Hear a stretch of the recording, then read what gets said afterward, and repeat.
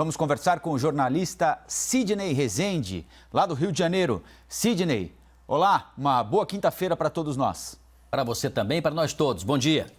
Bom, nosso primeiro assunto, Sidney, é a derrubada pelo Senado do veto do presidente Jair Bolsonaro ao reajuste, a possibilidade de reajuste de salários para algumas categorias do funcionalismo público até o final do ano que vem, 2021. Eu lembro que essa proposta foi aprovada pelo Congresso dentro daquele pacote de socorro financeiro a estados e municípios, como se fosse uma espécie de contrapartida, né? Mas acabou barrada pelo Palácio do Planalto. O veto agora passa por votação na Câmara dos Deputados. O ministro da Economia, Paulo Guedes, diz que a derrubada compromete o pacote fiscal do governo de mais de 120 bilhões de reais e diz mais sobre o assunto. Nós vamos ver agora. No momento em que todos nós estamos debaixo do mesmo teto, estamos dando esse sinal de disciplina fiscal, a economia brasileira está retomando o crescimento, juros estão baixos, a economia se acelerando, construção civil indo bem, o Senado dá um sinal desse. Não pode, o desentendimento político está acima da saúde do Brasil na hora que o Brasil começa a se recuperar. Quer dizer, pegar o dinheiro da saúde e permitir que se transforme em aumento de salário, de funcionalismo, é um crime contra o país. Sidney, você concorda com o ministro? Frase forte, o Senado cometeu ao derrubar o veto um crime contra o país? Colombo, isso aí é uma dança, né? É uma dança que às vezes senadores vão para a pista, né? Tiram o seu par, e os deputados vão para a pista e também tiram o seu par. Então, nessa hora, Câmara e Senado dançam juntos, né? E há momentos em que somente os senadores dançam e o pessoal da Câmara fica sentado olhando o movimento. Então, ainda depende a gente saber qual é a sinalização da Câmara dos Deputados. Agora, algumas observações. Primeiro, os servidores estão sem aumento há 4 anos. E é difícil, politicamente, alguém que está num ano eleitoral dizer para o eleitorado que está ao lado do arroxo e não ao lado bom do saco de bondades. Então tem um aspecto, sim, de ordem política delicado. Segundo aspecto, quem votou dessa forma no Senado não foi a esquerda, porque dos 81 deputados, não foi nem a esquerda nem os progressistas, né? Porque tem gente que não está exatamente na esquerda, mas mais se identifica com progressistas do que com conservadores. Quem votou foi a base do governo. Dos 81, sei lá, a esquerda não alcança nem 15, né? Então foi uma sinalização dos políticos que apoiam o próprio governo. Isso no caso do Senado. Então a fala mais dura, mais pesada aí do ministro Paulo Guedes, ela tem um recado também para os seus próprios pares. A terceira observação que eu queria chamar a atenção é que nós estamos no momento em que tem um novo líder na Câmara, né? Um novo líder negociador do governo, que vai começar também com os senadores, que é Ricardo Barros. Então é possível que Ricardo Barros diga agora, né, para o outro lado, e aí ele entre na pista e chame os deputados para dançar também. Calma, deixa eu chegar, deixa eu ver o que eu posso fazer, vamos conversar, vamos tentar adiar isso, não vamos votar agora, vamos esperar um pouquinho, ou me dá uma chance, deixa eu trabalhar, para justamente evitar que essa caminhada que o Senado ontem abriu nessa picada aí com facão, né, e foi terrível, porque para as contas, e aí tá certo o ministro Paulo Guedes, é uma paulada, é horrível, porque aumenta ainda mais o difícil fardo da economia brasileira de tentar se ajustar com um déficit gigantesco, com o teto fiscal que precisa ser obedecido, com as dificuldades por conta da pandemia. Isso que diz o ministro Paulo Guedes, é que todo ministro tem que dizer, a economia está retomando, nós estamos bem e tal.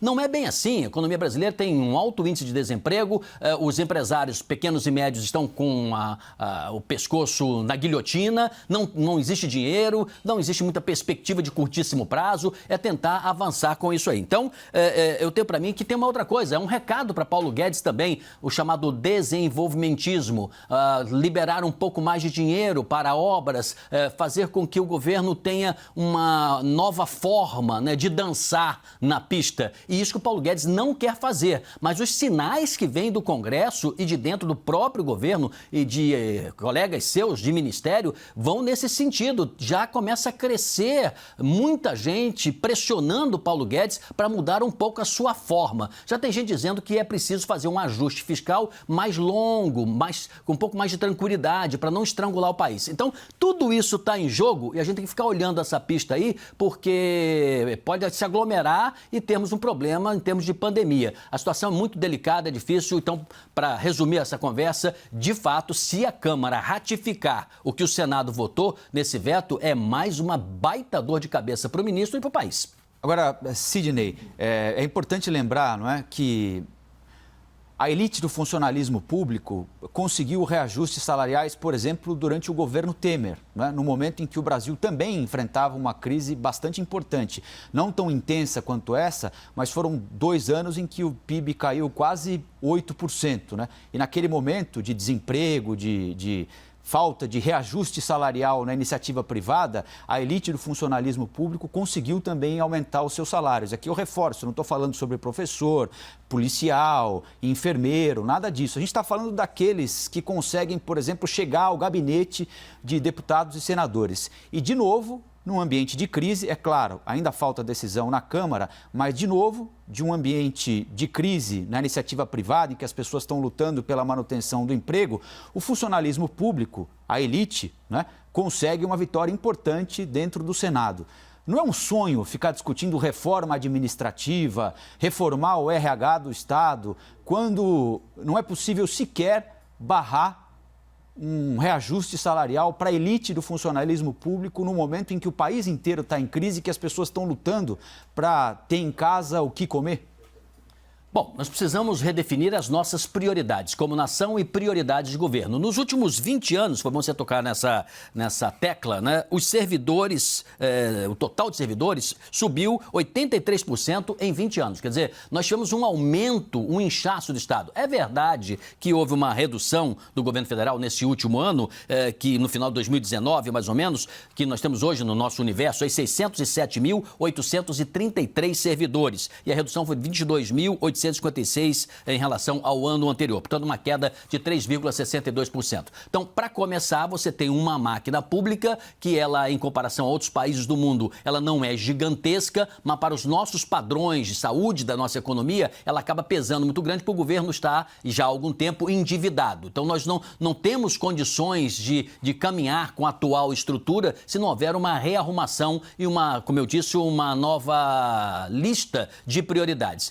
Existe sim a tal da elite, como tem em vários outros setores, de servidores que se beneficiam e muito. Vamos incluir aí, inclusive, os tais cargos comissionados. Eu converso, no mínimo, por dia, com 2 ou 3 candidatos, ou pré-candidatos, né? Não são candidatos ainda porque não ocorreram as convenções, mas pré-candidatos a prefeituras de cidades pelo Brasil. A maioria diz o seguinte: vou assumir e vou tirar os cargos comissionados. Mas eles não dizem com todas as letras, só quando você pressiona, que quando eles chegarem, eles iriam tirar, se é que vão, e vão colocar outros servidores indicados por eles. Então nós temos cargos comissionados, exageros, nós temos órgãos públicos que têm muita gente, outros órgãos que têm pouca gente, e nós temos aquela que a maioria, né, leva de servidores que de fato trabalham. Então esses que trabalham acabam pagando o pato por uma estrutura distorcida, mas a gente não consegue avançar isso por pressão de toda a ordem, inclusive de apaniguados, de grupos políticos e gente que historicamente está lá encastelada no Estado e que não trabalha. Não trabalha de maneira, vamos dizer assim, proporcional ao que recebe. E há um descompasso em relação ao trabalhador da iniciativa privada. Nós precisamos, de fato, ter uma relação mais séria, menos emocional, menos partidária, mais política, mas menos partidária desta matéria. Porque senão será inevitável. Vai assumir um governo de esquerda, de centro-direita, de extrema-direita, de extrema-esquerda e o problema vai ser rigorosamente o mesmo. Já falamos aqui nesse espaço em outras ocasiões. Tem questões correlacionadas ao Estado brasileiro, que eu gostaria muito que isso fosse quase sagrado. E as de governo. Podemos brigar aqui, discordar, porque o governo fez esta ou aquela tomada de decisão. Mas em relação a medidas que interessam ao Estado brasileiro, saúde, educação, transporte, segurança pública, tudo isso são estruturas que precisam funcionar independente dos governos. Temos um seríssimo problema nas nossas prioridades diante de um Estado completamente endividado. O governo pretende prorrogar por mais 60 dias o Programa Emergencial de Manutenção do Emprego e Renda, que libera as empresas e os funcionários para firmarem acordos. redução de jornada por redução de salário, além da suspensão temporária do contrato por causa da pandemia. Segundo o Ministério da Economia, mais de 9 milhões de trabalhadores formais tiveram salário reduzido ou contrato suspenso desde abril. Esse é um bom mecanismo para a manutenção do emprego, reduzir jornada, reduzir salário ou então suspender contrato, Sidney? Bom, diante da situação atual que nós estamos vivendo, em que muita gente está preocupada e com razão se vai permanecer empregada ou não, toda e qualquer medida de garantia de emprego, ela é bem-vinda, mas ela não pode ser permanente, ela tem que ser transitória. Então, para o momento que estamos vivendo agora, o governo, primeiro, ele tem autorização legal para fazê-lo. Então, ele não está fazendo nada de errado. Vou dar aqui um exemplo concreto. O governo pode editar decretos para prorrogar benefícios, desde que respeitando o período de calamidade, que é um período estabelecido pelo Decreto Legislativo número 6 de 31/12/2020, não é? 2019, na verdade. É aquela lei que foi convertida na MP 936. Então, o governo está pretendendo evitar que as empresas demitam. E, de fato, aquele empregador que aceitar pagar um salário mais reduzido agora e pagar a diferença mais adiante, ele garante uma estabilidade maior no emprego. Passaremos por esta fase mais aguda da pandemia, esperamos que seja o mais rápido possível, provavelmente com muitas dificuldades até dezembro deste ano, e a partir de mais adiante o empregador poderá entrar em entendimento com os empregados para estabelecer a forma que ele vai pagar o que falta, porque ele se comprometeu a não demitir, mas ganhou um fôlego por parte do governo. O governo tem inclusive dado em alguns casos uma contrapartida. Então o governo está fazendo a sua parte nessa matéria. Não é algo bom para o trabalhador, né? Evidentemente ele receber menos, mas é melhor ele receber menos e estar empregado do que ele perder o emprego. E já temos uma informalidade e um desemprego expressivos. Consequentemente, quem está empregado hoje torce e muito para fazer qualquer negócio para não ser demitido. Então, é uma medida que ela não é saborosa, ela não é simpática, mas é o que se pode fazer nesse momento. Toda e qualquer ação que garanta uma certa estabilidade no emprego ou que se empurre a crise para frente,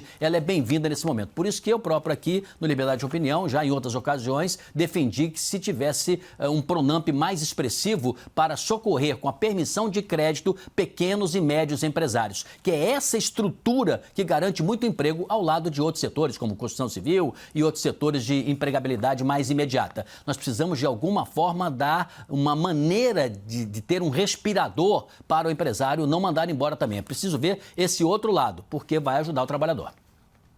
O Supremo Tribunal Federal retoma hoje aquele julgamento sobre o dossiê elaborado pelo Ministério da Justiça sobre quase 600 servidores públicos. O dossiê supostamente contra antifascistas, né? A ministra Carmen Lúcia votou pela suspensão da produção ou compartilhamento de informações sobre esses servidores. Segundo a ministra, abre aspas, o Estado não pode ser infrator. Já o Procurador-Geral da República, Augusto Aras, defendeu o direito do Executivo de colher informações e disse que relatório de inteligência não deve ser confundido com investigação criminal. Sidney, queria que você falasse um pouquinho sobre o voto da ministra Carmen Lúcia e, de um ponto de vista mais abrangente, sobre a produção desses relatórios. Um governo tem o direito, seja ele qual for, de colher informações a respeito de preferências políticas, por exemplo, dos seus servidores ou de servidores nos estados?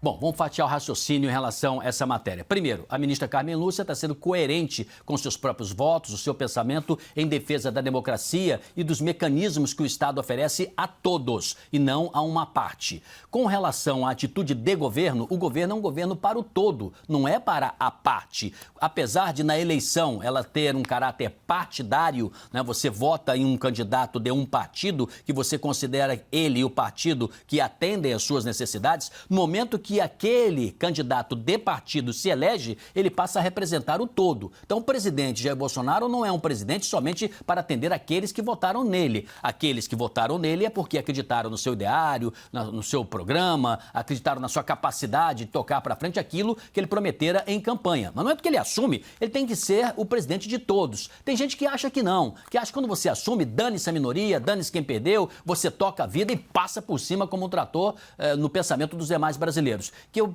tenho para mim que não é civilizatório, não é democrático, não é positivo para o Brasil e ainda traz um caráter de vingança e ódio diante dos derrotados. Por isso que é muito comum aquele discurso, que quando ele é verdadeiro, ele é muito bonito na democracia, que diz, olha, vamos passar essa página da eleição, eu agora pretendo aqui ser o presidente de todos os brasileiros e vamos fazer com que o país avance e siga em frente. Seria o ideal. Então, quando você tem um governo que escolhe seus inimigos e utiliza-se da máquina pública para levantar dados, documentos, através ou de arapongagem, ou de pesquisa, ou de utilização de técnicos e investigadores do próprio governo para, com aquele material, formando-se ali um dossiê, se atacar mais adiante, quando necessário, alguém, ou até em casos mais graves, fornecer esses documentos para terceiros e até para outros países, você começa a implicar em crimes de toda ordem. Então, a medida da ministra é corretíssima, ela defende a democracia, ela alerta o governo, não é porque os dados, está se dizendo, né, que os dados foram levantados através de redes sociais, de informações públicas, de reportagens. Então, aqueles que fizeram o tal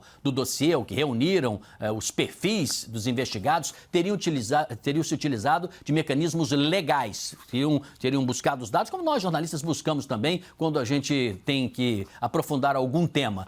Sendo isso verdade, surge então uma indagação. Por que o ministro da Justiça, André Mendonça, ele demitiu o diretor do setor, o coronel Libório de Oliveira Mendes? Ora, se fez tudo corretamente, não há nada de errado, por que ele afastou lá atrás? E eu até acho certo que ele tenha afastado. Mas por que isso? Porque agora o ministro André Mendonça, que é um dos possíveis indicados para o Supremo Tribunal Federal, quando o Celso de Mello se aposentar, ele certamente não quer se ver envolvido com coisas dessa ordem. Esse dossiê é absolutamente condenável, utilizar o governo para isso, que tem o objetivo nítido de, mais adiante, se reunir dados e pesquisa e até acusações, quem sabe, relatórios contra adversários, não é, do próprio governo, não é para isso que um governo é eleito e ele está praticando aí uma grave ataque e com penalidade que pode ser até mais adiante, aos olhos da história, né, algo muito ruim para esse próprio governo. Bom, nosso próximo assunto é o pagamento do auxílio emergencial. Nós falamos sobre ele ontem aqui e mais tarde o presidente se manifestou sobre o assunto. Disse que está procurando uma solução para dar continuidade ao pagamento. Há reuniões hoje, inclusive na agenda do presidente da República, para tratar desse assunto. O presidente adiantou que o valor de R$600 vai pesar nos cofres públicos para ser ampliado além daquilo que está previsto até agora, e que 200, na avaliação dele, é muito pouco. Ele pretende chegar a um meio termo para ampliar o pagamento desse auxílio até o fim do ano, pelo menos. Sidney. Bom, para começar, eu tenho para mim que vai ser até o fim do ano mesmo, acho que o prazo é esse.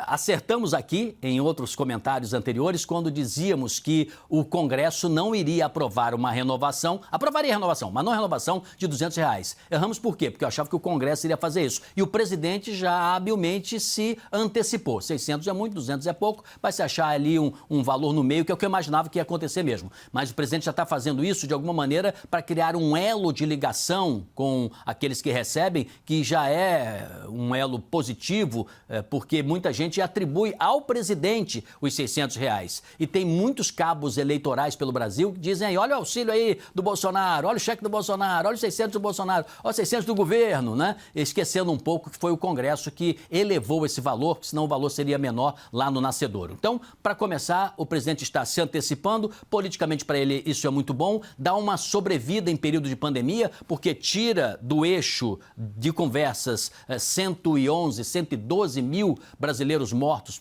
vítimas por coronavírus, já tira esse assunto de pauta e traz um outro, que é a necessidade real do dia a dia das pessoas de sobreviverem. Então, a princípio, eu acho que vai até o final do ano, sim, e aí, a partir do ano que vem, o governo vai ter que buscar outras alternativas. Quem sabe já o Ministério da Economia com ideias renovadas, diferentes, inclinando-se um pouco mais para o tal programa desenvolvimentista, porque aí o governo terá encerrado os seus 2 primeiros anos e vai fazer a virada do ano seguinte, olhando para o futuro, para 2022. Então, é como se você estivesse se acertando, arrumando a casa até o Natal, né? Até o final do ano. Depois do Réveillon para frente, virá aí uma outra coisa, que a gente espera que aqui no Liberdade de Opinião nós temos muitos assuntos para tratar, mostrando um pouquinho o que pode ocorrer no ano seguinte. A ideia do governo, não é, Sidney, parece ser fazer uma transição suave, não é? Não deixar essa população, pelo menos esses cerca de 20 milhões de brasileiros que têm o auxílio emergencial como única renda, sem absolutamente nada de uma hora para outra, né? A intenção do governo parece ser, na medida em que tiver de tirar o auxílio emergencial, já proporcionar o pagamento do Renda Brasil, que é esse Bolsa Família reformulado que o governo quer pagar e provavelmente já a partir de janeiro esse programa já estaria todo engedrado, todo desenhado para que o pagamento fosse feito. Agora, não deixa de ser uma descoberta importante deste governo que chegou com uma bandeira absolutamente liberal, a percepção de que há uma parcela importante da população que por muito tempo vai sim depender de um auxílio estatal para comer, por exemplo, né?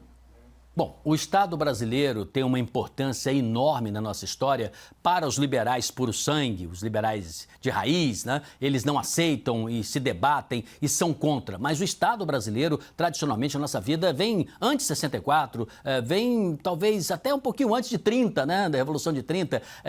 Nós temos essa ligação forte, já existia no Império, centralizadamente, e depois com o avanço da República, os desdobramentos de sofisticação, a modernização do Brasil, industrial ali no século XX, tudo isso nos conduz a essa relação histórica do Estado como coparticipante do desenvolvimento, ou pelo menos de investimentos em infraestrutura, em grandes obras, em grande geração de emprego. É difícil você ter uma transição para o liberalismo tão rapidamente. Errado não está o governo em criar uma transição, tentando fazer alguma coisa um pouco mais híbrida, mas a economia não ajuda. A realidade econômica mundial é muito difícil, é muito complexa, né? Nós temos problemas de toda ordem. Nós hoje, né, somos exportadores de commodities. A economia ela não responde com a rapidez que desejamos, embora o ministro Paulo Guedes faça o papel dele de ministro da Economia, como já fizeram os ministros da Fazenda, né, tentando incentivar, dizendo, estamos voltando, está voltando a crescer, está tudo bem. Não é exatamente assim, mas é o papel dele. Ele tem que ser um maestro um pouco que anima os seus instrumentistas.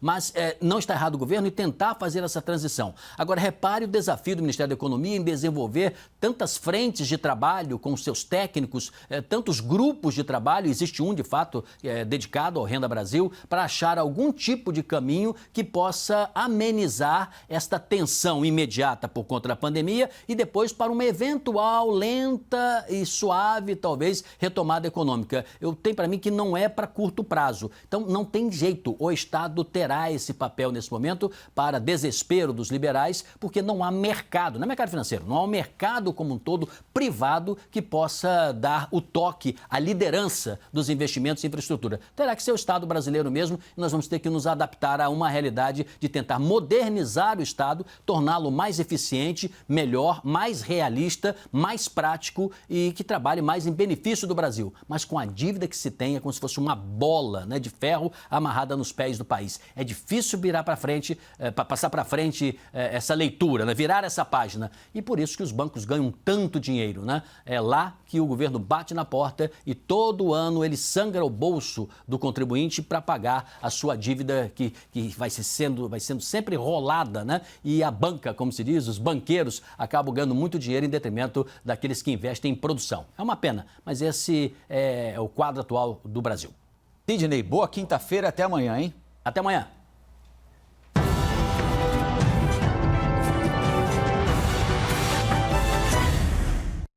As opiniões emitidas pelos comentaristas do quadro não refletem necessariamente a posição da CNN.